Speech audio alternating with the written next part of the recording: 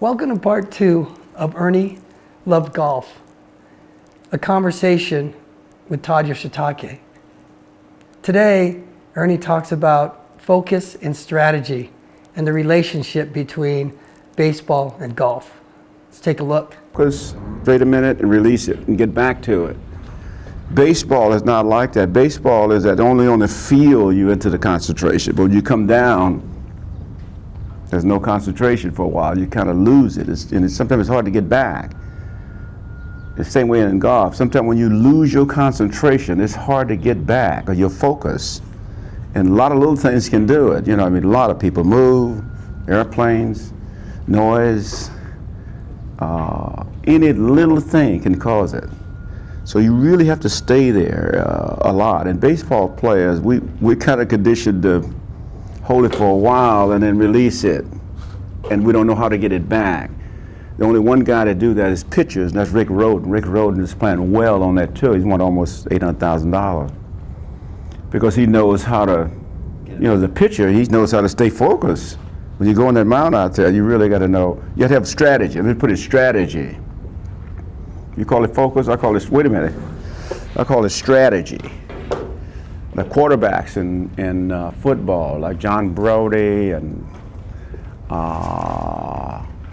let's see, Jim McMahon. Most of the quarterbacks I play with do have pretty consistent in golf because they understand strategy. Because when they sit behind the center, they kind of look around and they know where they want to go, and that's what golf is. Golf is when you look out there. I mean, it's like where you don't want to be. That's where you play, isn't it? You take a certain part of that shot where you don't want to be. If you don't want to be left at Riviera, you don't want to be left on the first hole, for sure, right? You got a chance, but you take out a part of it. The strategy is there, you know. It's strategy. I don't think baseball players, we haven't gotten to that. Jerry West's basketball, they're kind of conditioned to that because they play strategy, don't they? They go over here, this guy go over there, and this guy do this, and then the pressure's on, the ball goes to Jerry West at the time he was playing. So that kind of concept that I see in golf, it's really, you want to talk about a mind game, it really is strategy. Really strategy. I mean, to win, it takes high amount of strategy. I've been around Ben Hogan a lot. I'm from Texas, and Ben talk strategy, where to be on the green, where to be on the fairway. I mean, you have to know that, and it takes a lot of knowledge to know that. He used to walk the course and all that. You know all about this here. Strategy. What strategy am I going to use today? The same way in baseball, we do have a strategy, but most of it is kind of open. Like you go to bat up there. I mean, you know who's pitching. Some strategy against him. He pitches away, he pitch high, he pitch low. Those a lot of change, a lot of breaking ball. So you got to understand some strategy there. The strategy is, Muse used to tell me that to hit everything he throws, so you take away his strength. If he throws a change up, or curveball, or slider is his best pitch, you hit those pitches, and then he's confused. But strategy is a big part of being successful in sports and life, both. And I'm getting to that now, to learn strategy. I mean, where to be and where not to be. You did that when you played, you qualified for the LA Open, do you remember? Huh? Yeah, that was a big moment for me, the first time I ever played there. Yeah, how was it? I was scared. Huh? I was scared. And fear?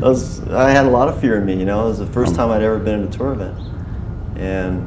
But most players do have a lot of fear when they step on the first tee, step in the batter's box, go to the mound, go out on the tennis court. The fear. Hey, the fear I had was just the big crowds for the first time, and that's different, I guess, for you because you played in front of big crowds your whole career. Yeah, but the big crowds were back. In golf, the big crowds are right on top of you. That's another, huh? They're talking right with you. They're right on top of you. So it's different when you look down the fairway. You see this line with people, You're really not supposed to be looking at that. If you're looking at that, Jack tells me you're not looking at where you want the ball to go. You got to really kind of focus on where you want it to go. Sports has grown so big in the last 20 years, you know, more TV, more media, more people follow it. And you have to really block that out. And when I played the game if there's nobody was there but me. Like if we was playing a game here today, it was nobody here. There's nobody here but me in my mind. And usually the crowds were not that big when I play. Smaller parks, smaller crowds. But now everything is bigger, so you have bigger crowds, and it's pretty tense. It's pretty tense. I mean, you lead a tournament. I mean, the media from all over the world is there to interview you. It's kind of frightening in a way to go through all of that. I mean, I couldn't do it. I really couldn't do it. It's just a big thing. It's like a big circus, like a big event. I mean, everybody's there and they want to see top quality stuff all the time. And it's a matter of just blocking it out. It's saying, I'm going out here and all I'm thinking about is the ball. Hitting the ball, that's all. Nothing else, just the ball. All I'm doing is going to that plate. All I'm thinking about is hitting the ball. I'm not thinking about who's throwing it, or where we playing, or the wind conditions, or what type of park it is, the dimensions of the ballpark. And some of that stuff can enter in your mind and you get kind of overloaded with it. But my thought was to play it as if nobody was there but me. How do you do that? I used to meditate, and then in the 60s came transcendental meditation and breathing and actually looking at the situation that this is not a real big deal. I mean, to play golf, to play baseball, to play tennis, I mean, this is not a real big deal. I mean, as they say in England, it's all elementary, my dear. It's not that important. I mean, it's not going to change the world. I mean, your thought is that this is not the most important thing in the world, is that it really has no social value. So I'm just going to go out here and enjoy it. You've heard a lot of people say that. Just enjoy the game. Enjoy playing it. And it's actually a boy-like attitude you have to be really good at it. Well, in a way, like playing sports your whole life, you're staying young. Yeah, it's like eternal boy, like Willie Mays would go out and play with the kids and play the game and go over here and see the Little League games and all that. It's like being a little boy. When you can stay into that mode, then I think you can relieve a lot of that tension and fear, because it's just a game, you know. It really is. It's just a game. I mean, you're not going to be executed if you strike out.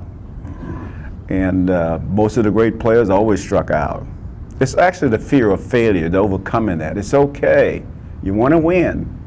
You want to put your good effort into it. But if it isn't there, you know when you left that stadium, the golf course, that I put everything I had in the game. It just wasn't there. So all I'm saying, what it is just being honest with yourself. I think honesty is the whole thing. It's just honest. If I played bad, I had a bad game. I made an error. And we lost. That's bad. I mean, but you take it. You know, I made the mistake. It was nobody else. It was me. I dropped the fly ball. And we all make mistakes and errors in games that we play. So it's just being honest with yourself, focusing on what you want to do, and giving it all you got. Every time you go out there, I'm going to give it all I got. And I know I have it. Because I wouldn't be here if I didn't have it. When you got in the LA Open, I mean, you couldn't have gotten there unless you had something. Because that's a big event, and it's a very important event, and playing against all the great golfers in the world.